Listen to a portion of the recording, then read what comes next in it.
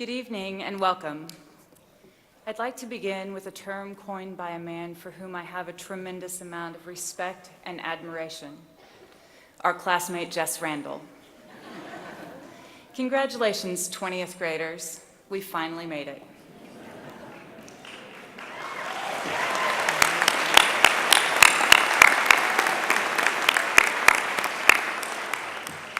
As a 25th grader, I do have a word of advice, which I'll attempt to deliver in a moment, hopefully without sounding like a know-it-all.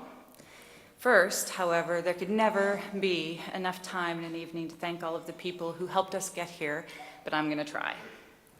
To our admissions office, who were our first exposure to the school and who for many of us solidified our decision to attend the University of Kansas School of Medicine. To our teachers who sacrificed clinic and research time and taught us to move beyond the checklist in our heads and to truly see our patients. To our administrators who solicited our feedback and made the changes we requested, knowing full well that they would be reverting back to the old way of doing things the following year after feedback from the next class because the grass is always greener on the other side. And to our support staff, one of whom went so far as to offer to stand behind us while we entered our rank order list, watch us hit certify, and tell us it was submitted correctly, because she knows we can be a little high-strung about these things. To our patients, the first of whom were the generous men and women who donated their bodies to our education in the anatomy lab. To our clinic patients who generously allowed their time at the doctor's office to be doubled by agreeing to see a medical student first, and who patiently allowed us to ask twice as many questions to get half the information as our preceptors. And to our hospital patients who allowed us to wake them ridiculously early in the mornings so we could process their answers, form an opinion, and report to our attendings. From the bottom of our hearts, we thank you. To our grandparents, parents, step-parents, spouses, significant others, aunts, uncles, brothers, sisters, cousins, children, nieces, nephews, and friends.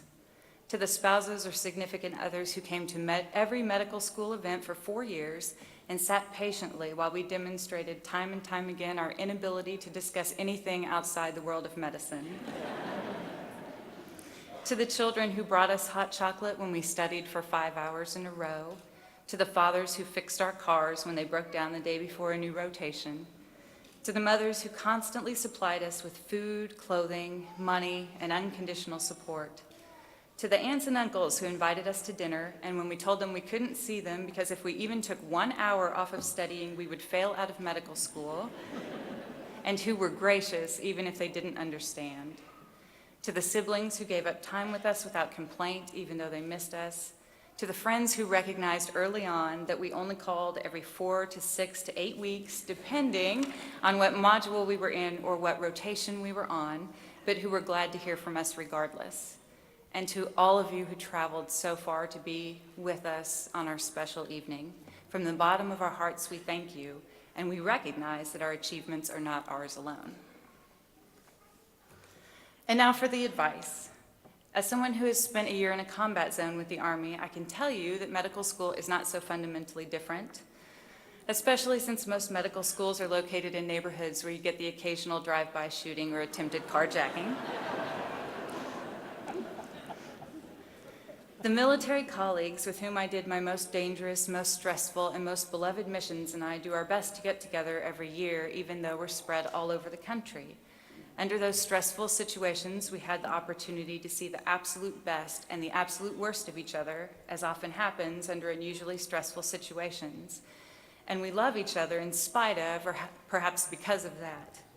We breathe easier around each other. We tell our military equivalent of the fish was this big stories. And together, we remember to be grateful for where we are now because of where we were when we became a team. Remember when your medical school roommate stopped you from calling the grocery store and threatening to sue because the store put the decaf coffee too close to the regular coffee and you bought the decaf and now you didn't have time to get the caffeine you needed to study for the test and you didn't have time to go back to the store to get the right coffee or you would fail? I know the story gets bigger every time I tell it, but it's not my story, but I have my version of it. Not only did your classmates stop you from making a fool of yourself, but he actually understood where you were coming from because you were in it together. And that's a special bond that only people who've been through this with us will have. So my advice is to keep in touch with those classmates who made your life better, who made you breathe easier these past 4 years, and make them part of your lives forever. They are people who will stand by you no matter what. I'd like to close by paraphrasing one of my favorite people in the entire world, our classmate Chris Cassidy. Congratulations, class of 2012. We're kind of a big deal around here. Thank you.